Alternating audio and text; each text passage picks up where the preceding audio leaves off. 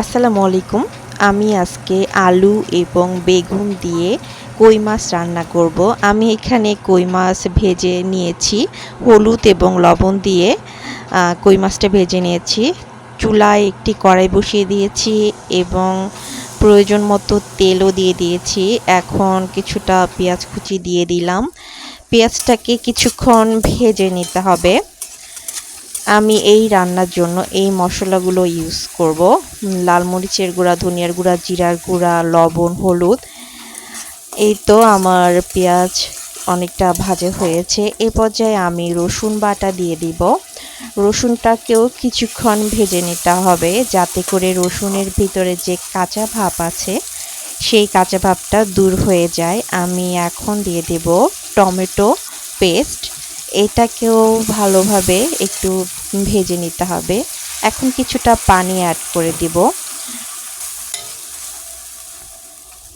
আমি এ পর্যায়ে গুঁড়া মশলাগুলো দিয়ে দিব।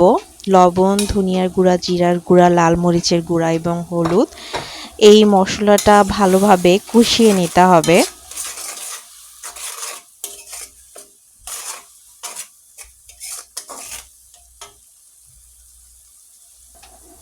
মশলাটা কষানোর জন্য কিছুটা পানি অ্যাড করে দিলাম। আমার মশলা প্রায় কষানো হয়েছে। মশলা থেকে তেল ভেসে এসেছে। এখন দিয়ে দিলাম হচ্ছে আলু এবং বেগুন।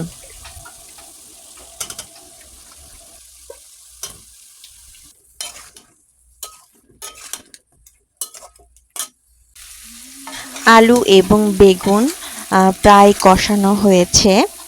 আমি এ পর্যায়ে এর মধ্যে পানি অ্যাড করে দিব।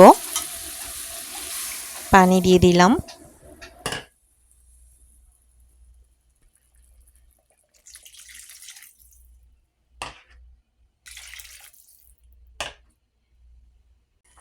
আমি এ পর্যায়ে কই মাছগুলো দিয়ে দিব।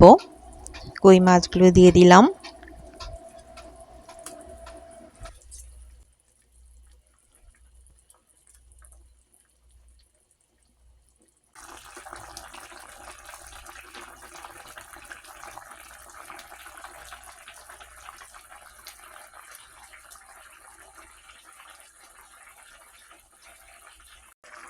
আমার রান্না প্রায় হয়ে গেছে। আমি এখন চুলাটা অফ করে দিব।